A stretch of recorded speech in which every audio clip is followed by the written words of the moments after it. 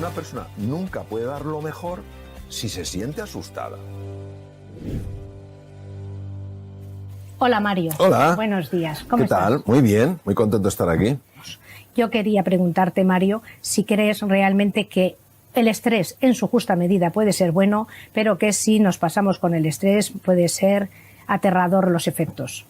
Pues fíjate, la persona que realmente nos reveló el impacto del estrés en el ser humano fue el profesor austriaco Hans Selye. Él estudió en la Universidad Alemana de Praga y llevó a cabo toda su carrera de investigador en la Universidad McGill en Canadá. Entonces él distinguió perfectamente dos tipos de estrés. Uno de ellos necesario en la vida, para crecer, para mejorar, para desarrollarnos y para evolucionar. ¿Quién no necesita un estímulo para avanzar, para ir aprendiendo cosas nuevas, para hacer frente a nuevos retos, a nuevos desafíos? Pero él también detectó otra forma de estrés a la que dedicó muchos años de su vida, que es muy nociva para la salud. Es el distrés. Él utilizó las lenguas clásicas para mencionar eustrés, el positivo de escribir, y distrés, el negativo. El distrés es el estrés crónico, es decir, una forma de estrés sostenida que no deja espacio para que una persona se recupere, para que se renueve. Entonces, efectivamente, es una buena analogía la que tiene que ver con la condimentación de los alimentos, y es cierto que el distrés, el estrés negativo, es muy dañino para la salud, para las tres dimensiones, para la dimensión del cuerpo, la de la mente y la dimensión anímica. Según los últimos datos del Ministerio de Sanidad, 2,5 millones de personas, de españoles, consumimos ansiolíticos y antidepresivos a diario. ¿Qué podemos hacer para que no sean tan necesarios los ansiolíticos? Porque vivimos más estresados que nunca, me parece. Sí, bueno, en medicina hay una palabra un poco rara que se llama etiología. Etiología quiere decir el origen de la enfermedad. Nosotros podemos tratar los síntomas, podemos tratar los signos de una enfermedad. Pero para eliminar una enfermedad, necesitamos conocer la etiología, el origen de esa enfermedad. Entonces, obviamente, los ansiolíticos, los antidepresivos están tratando los síntomas y los signos. Una persona que está con una ansiedad crónica, constantemente preocupada por el pasado, por lo que puede suceder, o una persona que está pues deprimida, viendo el aspecto oscuro de la vida, pues un ansiolítico, un antidepresivo le puede ayudar. Pero ¿qué hay en el origen? Desde mi punto de vista, en el origen hay dos cosas. Primero, la deshumanización brutal de la sociedad. Es decir, no nos tratamos como seres humanos, con esa dignidad, con ese respeto que corresponde a nuestra dignidad como seres humanos. Y en segundo lugar, desde mi punto de vista, es la separación de la dimensión espiritual de la existencia.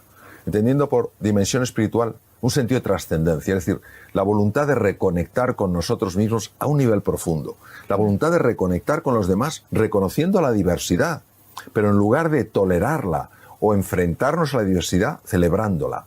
Y en tercer lugar, es la conexión, el encuentro con la naturaleza, con nuestra madre la naturaleza, es decir, no sometiéndola a nuestros caprichos ni a nuestras ambiciones y nuestra avaricia, sino sencillamente respetándola. Entonces, si nosotros cuidáramos esa dimensión más humana, si nos tratáramos con más cariño, con más cercanía, si supiéramos escuchar mejor, si verdaderamente pudiéramos entrar en el silencio, aprender a centrarnos, salir del barullo mental, si aprendiéramos a mimar un poco más a la naturaleza, a disfrutar lo que es un paseo por el campo, por un bosque frente al mar, necesitaremos muchísimo menos ansiolíticos y antidepresivos. Sí, desde luego. Sin género de duda. Desde luego. Ahora se ha puesto muy de moda, se hacen hasta excursiones para abrazar árboles. ¿Realmente crees que esto es una moda pasajera? ¿O esto de abrazar árboles, ya que me estás hablando del contacto directo con la naturaleza, tiene un impacto realmente en tu estado emocional? Sí, vamos a ver. Ya desde la sabiduría ancestral se habla de que el ser humano ha experimentado tres desconexiones, las que he hablado antes: la desconexión con uno mismo, la desconexión con los demás y la desconexión con el mundo. Es decir, de alguna manera recuperar el sentimiento de unidad es precioso en el ser humano. Entonces, cuando tú te reconectas contigo misma, probablemente sientes como un abrazo, ¿no?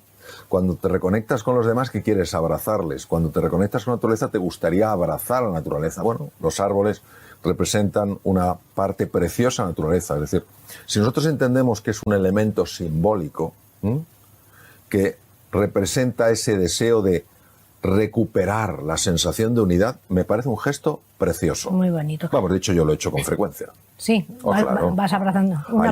Hay un árbol. Mario abraza árboles.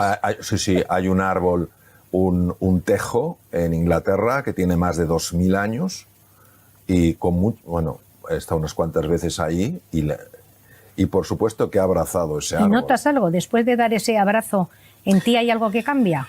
Bueno, vamos a ver. El ser humano quiere llevarlo todo a la faceta intelectual. Ya. Y yo creo que hay cosas muy bonitas que son sensaciones que desafían el intelecto. Y por supuesto que noto sensaciones. Por supuesto que yo ese tejo, cuando yo pienso en ese tejo no pienso en algo ahí distante, un árbol que no tiene nada que ver conmigo. Pienso en algo que siendo distinto a mí no es tan distante. Pero llega un momento que ni abrazar árboles, ni el contacto con la naturaleza, ni todas el mindfulness y tal, nos hace suficiente impacto en nuestras emociones como para que no se nos cronifique el estrés. ¿Hay algo? ¿Nos puedes dar algún consejo para, antes de que se cronifique, paliarlo? Bueno, vamos a ver, si una persona cuida su dimensión física, ¿no? Si una persona cuida su dimensión mental y cuida su dimensión anímica, no tiene por qué hacerse crónico el estrés. Lo que pasa es que hay que plantearse qué entendemos por cuidar las cosas. Es decir, si yo no dedico un tiempo a lo largo del día pues a entrar en silencio, a hacer ejercicio, si no cuido lo que como, si no tengo relaciones de calidad, no establezco vínculos emocionales, pues la verdad es que no es raro que viva bajo el distrés. Lo que tenemos que tener en cuenta es una cosa que es muy importante. Las circunstancias pesan y las dificultades que experimentamos son reales. No podemos negarlas, no podemos ignorarlas. Tampoco podemos ignorar el poder que tiene el encuentro con otro ser humano, con la naturaleza, con uno mismo, en la transformación de las condiciones internas. Y las condiciones internas sí afectan a las circunstancias. Lo que sucede dentro de nosotros sí busca su expresión fuera de nosotros. Entonces, tenemos que ser muy cautos y no considerar que somos simples víctimas de las circunstancias, sino que somos co-creadores de la realidad. Y eso nos tiene que llenar de alegría, de ilusión y de confianza. Sí. Entonces nos tomaremos en serio el cuidado del cuerpo, el cuidado de la mente y el cuidado del alma.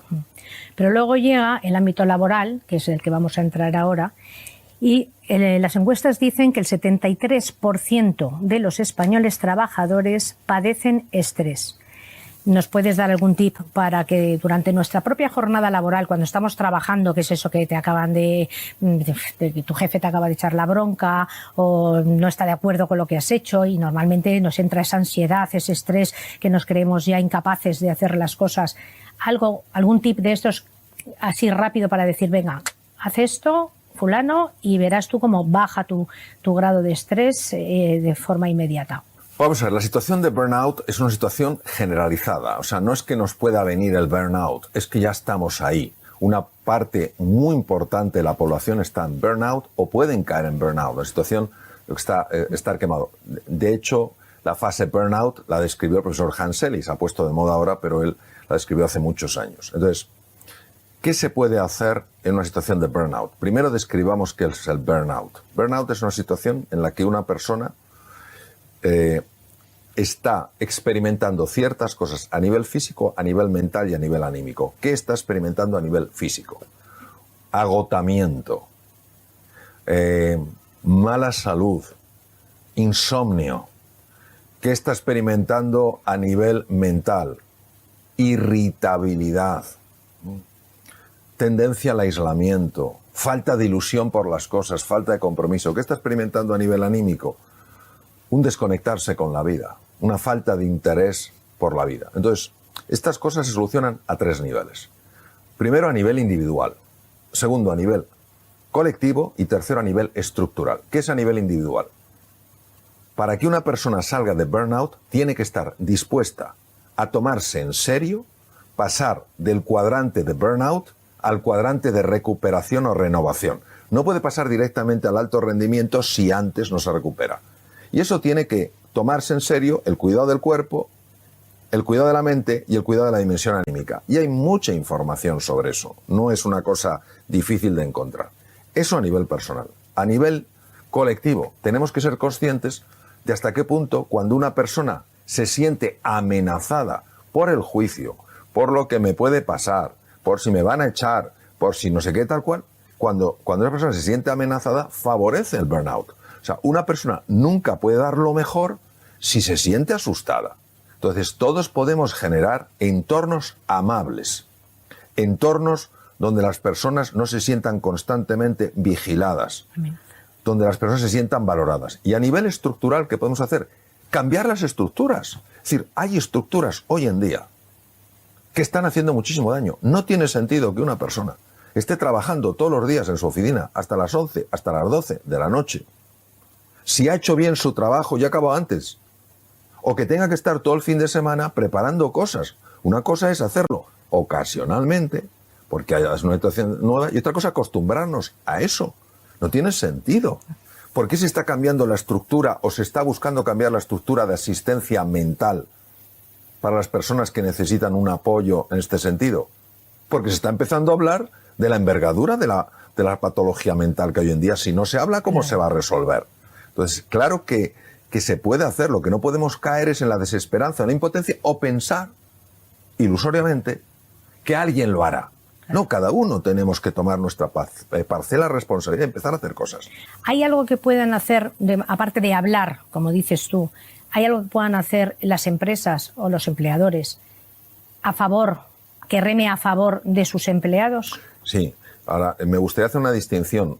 Tan quemados pueden estar los empleados como los empleadores. Sí, sí. Es decir, que muchísimos directores y directivos están aguantando niveles de presión tremendo. Es decir, esto no son los de arriba sencillamente dominando a los de abajo. Es un proceso que afecta a muchísimas personas en los distintos niveles de una organización. Es decir, tanta ayuda necesita muchas veces para estar bien el empleador, como comentas, como el empleado. Entonces, ¿qué se pueden hacer?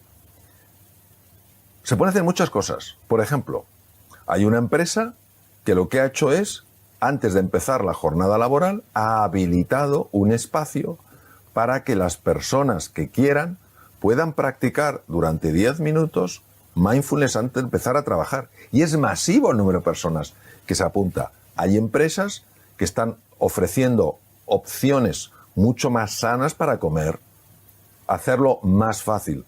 Hay empresas que han decidido que a partir de cierta hora ya no se está en la oficina. ¿Hay alguna medición que indique que ese rendimiento ha subido, que están más felices? ¿Se puede medir el grado de felicidad que hayan podido o no? ¿O es una apreciación? ¿O es lo mismo que lo de los árboles? No hay que medirlo. Vamos a ver, hay dos tipos de mediciones que se pueden hacer cuando se está hablando del bienestar. Hay una medición que es una medición puramente psicológica, es decir, tú le das un test a una persona y te dice cómo estabas antes y cómo estás ahora. ¿Ha habido un cambio? Y te dice sí o no, lo que se llama qualia, es la experiencia interna. Hace años esto no se valoraba, hoy ¿cómo no se va a valorar? Si una persona meditando está mejor, ¿por qué no se va a valorar eso? Pero luego hay otros tipos de mediciones, se pueden medir desde niveles de cortisol, desde la tensión arterial, niveles de azúcar, es decir, montones de cosas que tienen que ver con el síndrome del burnout. Y por supuesto que se ve, pero ¿cómo no se va a ver? Esto se lleva investigando hace montones de años. Pero es que hoy en día, además, lo que sabemos es que no solamente este cuidado del bienestar afecta a la salud física y mental de una persona, es que afecta a los resultados. Eso. Si es que está demostrado que una persona cuando está ilusionada, cuando está motivada, es una persona que rinde mucho más. Y que cuando una persona está asustada, se siente llena de ansiedad o ha perdido la esperanza. Se bloquea. No, claro que se bloquea, y además es que hay tecnología en lo que se llama neurociencia afectiva que permite ver con cámaras muy sofisticadas cómo realmente la conexión entre el mundo emocional, el mundo afectivo y el mundo intelectual es una realidad innegable. La persona ilusionada es una persona que rinde más, la persona desmotivada rinde menos. Es más, se ha demostrado, por ejemplo, y esto es un dato verdaderamente brutal, que personas que están habitualmente en distrés, en burnout, son personas que pierden población neuronal que no tendrían que perder. Mueren neuronas. Es Y bueno, ¿cómo es posible que muevan neuronas? Sí, mueven neuronas porque cuando hay distrés o hay, cuya expresión es el burnout, la palabra científica es distrés, la palabra más popular es burnout, hay una liberación de una hormona en la sangre, de la que llevo hablando montones de años, que se llama el cortisol. Pero es que además sube los niveles de un neurotransmisor, de una sustancia cerebral, un mensajero cerebral, que es un neurotransmisor excitador, que se llama el glutamato. La combinación en el cerebro de niveles altos de cortisol y niveles altos de glutamato hace que entre masivamente calcio en la célula nerviosa, en la neurona. Y esa entrada masiva de calcio activa, fíjate lo que te voy a decir, activa el gen de la apoptosis, que es eso, el gen del suicidio celular. ¿Hasta qué punto lo mental afecta y lo afectivo se materializa?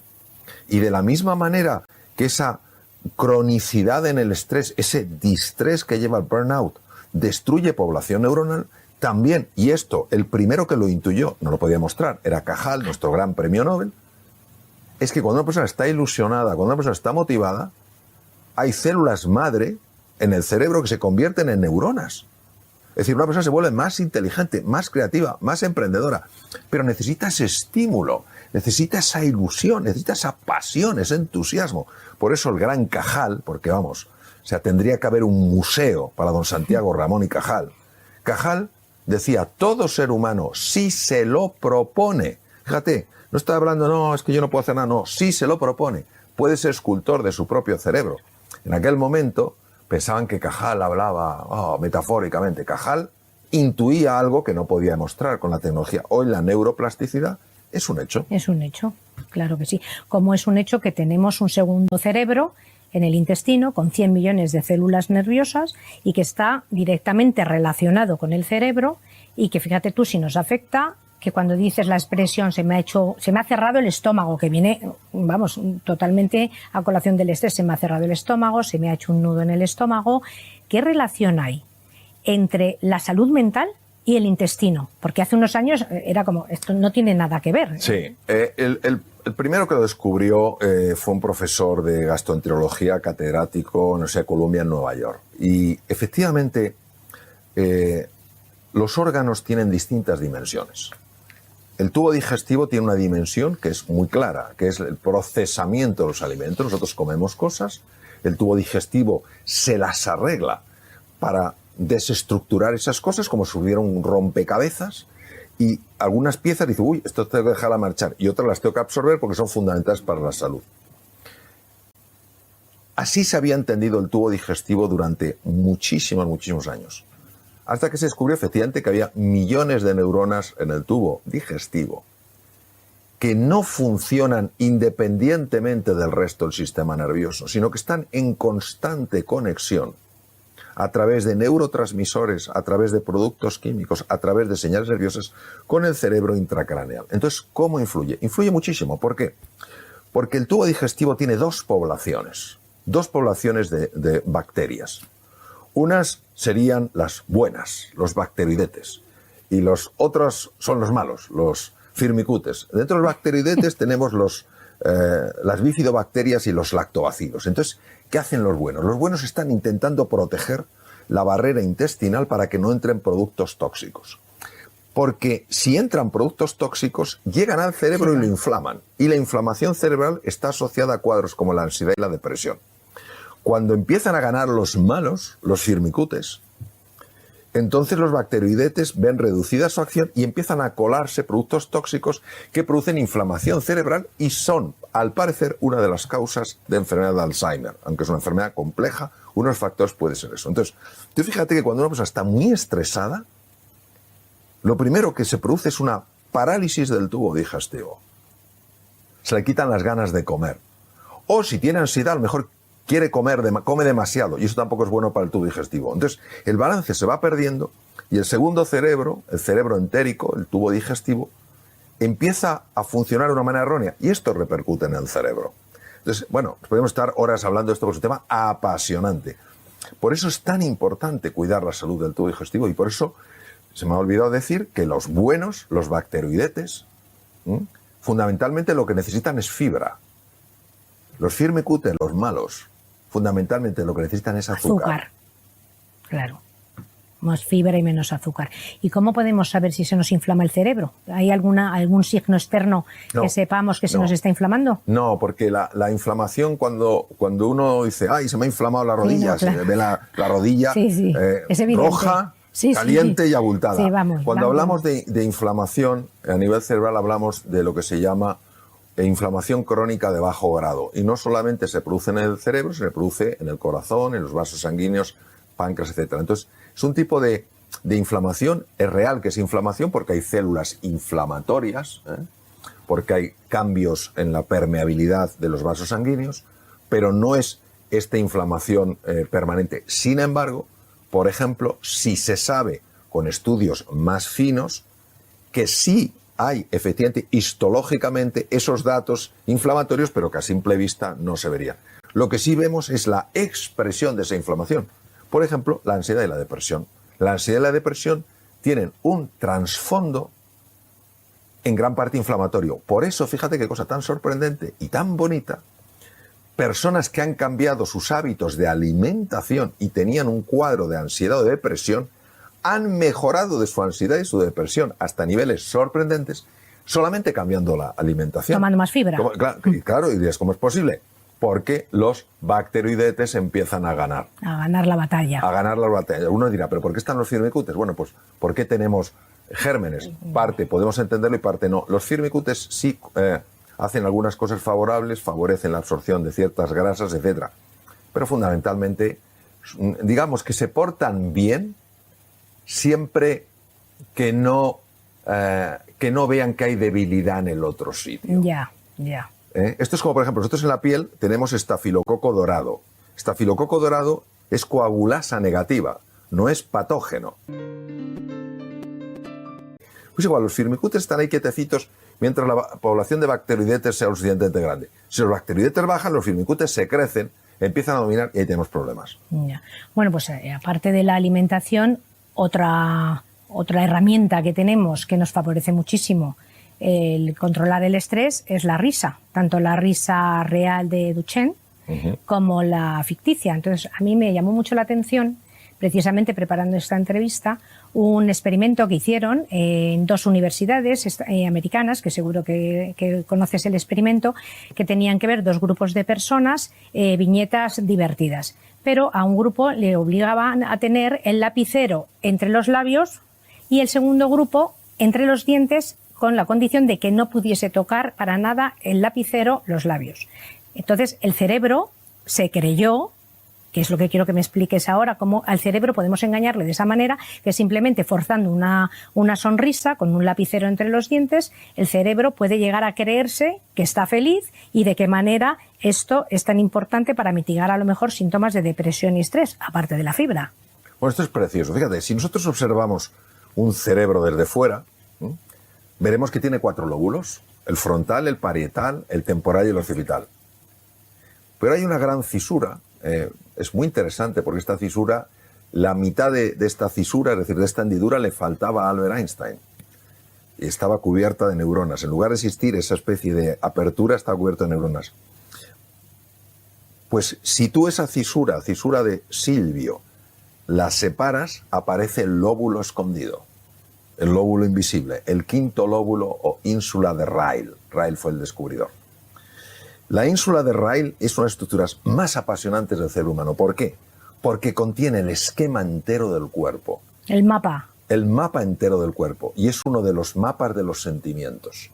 Es decir, la ínsula de Ryle es capaz de cambiar un pensamiento en un sentimiento. Y una emoción. Pienso que no puedo, acabo sintiendo que no puedo. Y es capaz de hacer que el cuerpo reverbere con ese sentimiento. Bueno, pienso que no puedo, siento que no puedo, mi cuerpo no puede.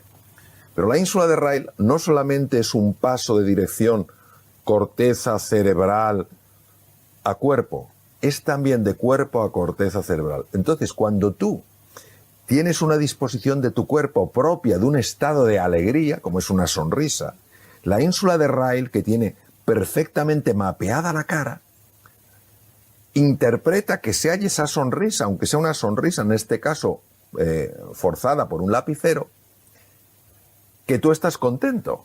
o que tú estás contenta. Entonces, como es un mapa de los sentimientos, sí, esa posición corporal empieza a transformarla en un sentimiento estar bien. Y empiezas a pensar en las cosas buenas que hay en tu vida. De hecho, en estas viñetas, los que tenían el lapicero en los dientes las veían súper divertidas y los otros no. Claro. Siendo las mismas viñetas. Claro, porque ten en cuenta que la percepción es un fenómeno cerebral, es un fenómeno, es una creación mental. Si yo estoy alegre por la mañana, el desayuno me va a saber más rico que si me levanto triste. El café huele mejor. El café huele mejor, el té está más rico, etc. Entonces, ¿qué ocurre? Que no le damos importancia al cuerpo, y también somos cuerpo. No es que tengamos un cuerpo, es que también somos cuerpo. Por eso la nutrición, por eso la postura, el gesto y el ejercicio físico tienen tanto impacto en nuestra forma de sentir. Desde luego. Y todos estos pensamientos negativos que podemos tener tan recurrentes, ¿hay alguna manera para reconducirlos? Sí, por supuesto que sí. La forma de reconducirlos es la meditación. Es la meditación. Nunca enfrentarse al pensamiento. Nunca enfrentarse al pensamiento porque lo refuerzas. No intentar convencerte que no tienes que pensar eso. Llevar tu atención a otro sitio. Yo suelo poner el siguiente ejemplo. Es un ejemplo muy antiguo y viene de la sabiduría.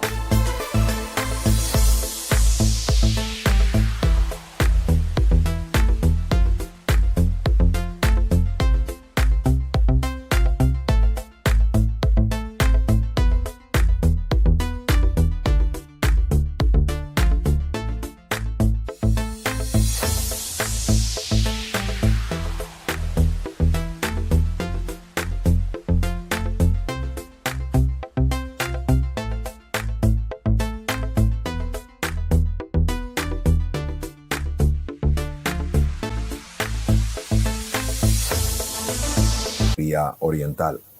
Nosotros somos como el cielo, y pasan las nubes.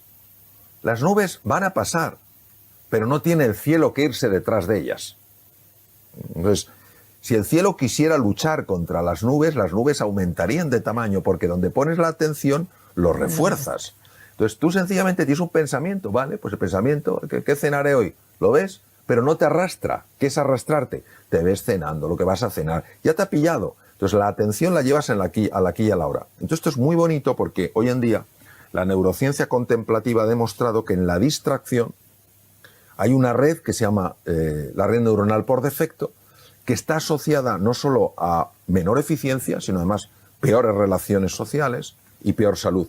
Pero que cuando uno se centra en el presente, en el aquí y en el ahora, en la respiración, en el cuerpo, en las sensaciones que tiene, los pies sobre el suelo, el cuerpo en el sillón, entonces desactiva la red neuronal por efecto y se activa la red ejecutiva central.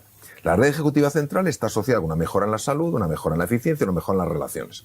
Pero esto es un entrenamiento. El que quiera tener control sobre su atención tendrá que desarrollar la musculatura de la atención.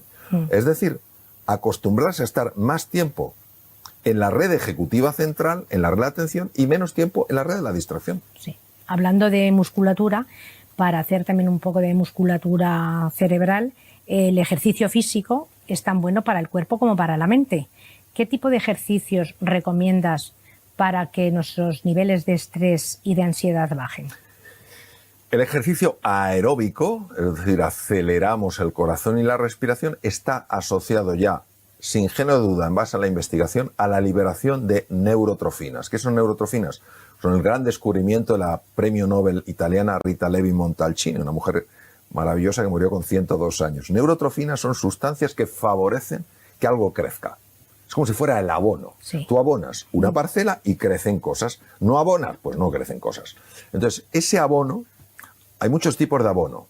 Uno es el VEGF, otro es el IGF, otro es el BDNF, que son las siglas de estas palabras: Brain Derived Neurotrophic Factor, factor proinsulínico, factor de crecimiento endovascular, etcétera, etcétera. Todos esos abonos los fabrica el cerebro cuando uno hace ejercicio físico aeróbico. Ahora bien, es muy importante a partir de cierta edad, 40, 45, también hacer entrenamiento cuidadoso, bien dirigido con pesas, porque la musculatura es importantísimo para que no se dañe, no hablo de ser un forzudo, una forzuda, pero verte fuerte, también eso implica en tu sensación, en tu estima, en tu propia valoración. Y a nivel cerebral me imagino que liberas endorfinas. Sí, claro, por supuesto. Hay tres tipos de hormonas que están muy asociadas con el bienestar. Las endorfinas, que son opiáceos endógenos producidos por el cuerpo. La dopamina, que es una hormona muy involucrada con la ilusión. La serotonina, que es una hormona fundamentalmente asociada con estados de felicidad, aunque en algunos casos, pero esto nos llevaría tiempo a hablar, puede aparecer en otros estados. Eso es lo que normalmente se activa cuando tú haces ejercicio físico. Pero hay otra que también llevo muchos años hablando de ella, una hormona, que se activa cuando lo haces con otras personas. Cuando además de estar tú haciendo ejercicio físico a nivel por tu cuenta, pues lo haces con un grupo de amigos, un grupo de amigas, y estás disfrutando. Y entonces se libera también oxitocina. Entonces esas cuatro hormonas son tremendamente beneficiosas y totalmente asociadas a los estados de bienestar. Cuando tienes un problema, ¿por qué lo magnificamos tanto cuando estamos en la cama? Que luego de repente te despiertas a las 8 de la mañana y por lo que sea, bueno, me imagino que también depende un poco incluso de las hormonas, el cortisol y todo eso, ya lo ves de otra manera. O sea, ya no te parece tan grave el problema que te has llevado a la cama y ha dormido contigo. Bueno, el sueño es de las cosas más enigmáticas y extraordinarias que hay. El sueño es de una importancia extrema. O sea, nuestra sociedad castiga el sueño porque no se ha enterado de lo importante que es el descanso nocturno. No se ha enterado de que se activan genes como el PER1, PER2, PER3 que evitan mutaciones cancerígenas. No nos hemos enterado de que se activa el parasimpático que se dedica a reparar el cuerpo, que se libera hormona del crecimiento que lo que hace es favorecer la recuperación de los tejidos. Entonces, en general, pues nada, estamos viendo dispositivos que emiten luz azul a horas que no tenemos y bloqueamos la secreción de melatonina. Entonces, lo primero que podemos hacer es reconocer la importancia que tiene el sueño. Y si tiene importancia el sueño, hay que vivir de acuerdo a lo que es importante. Por tanto, ni es aconsejable en absoluto ponerse a contestar emails, WhatsApps a partir de las 10 y media de la noche, ni ponerse a ver, ni poder ponerse a ver o consultar dispositivos móviles. Segundo elemento, no puede haber una cena copiosa, porque si hay una cena copiosa, el tubo digestivo le pones a funcionar cuando no tendría que funcionar. Y entonces, claro, roba recursos a nivel cerebral que necesita, porque la actividad del cerebro por la noche es brutal. Entonces, es verdad lo que dices. Es verdad que la preocupación afecta directamente al sueño, porque el sueño es un proceso muy delicado. Entonces, ¿nosotros qué podemos hacer? A nivel físico, lo que vamos es no consultar dispositivo de emisión azul, cenar ligero. Puede ayudar también no hacer ejercicio físico antes de dormir.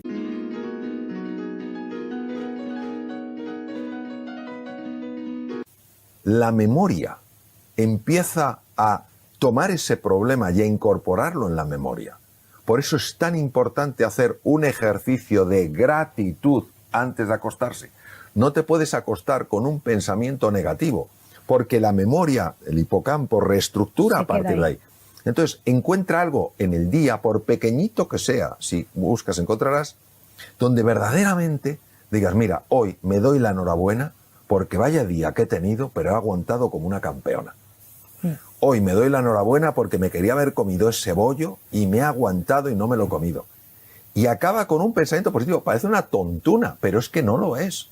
Y luego, si hay un problema, que dices tú, es que tengo este problema, mi recomendación es la siguiente. ¿Por qué tendemos a llevarlo a la cama? Porque como en el sueño perdemos el control, eso no nos gusta nada. Entonces lo que recomiendo es, lo apuntas en un papelito, lo más pequeño que encuentres, si encuentras un confeti.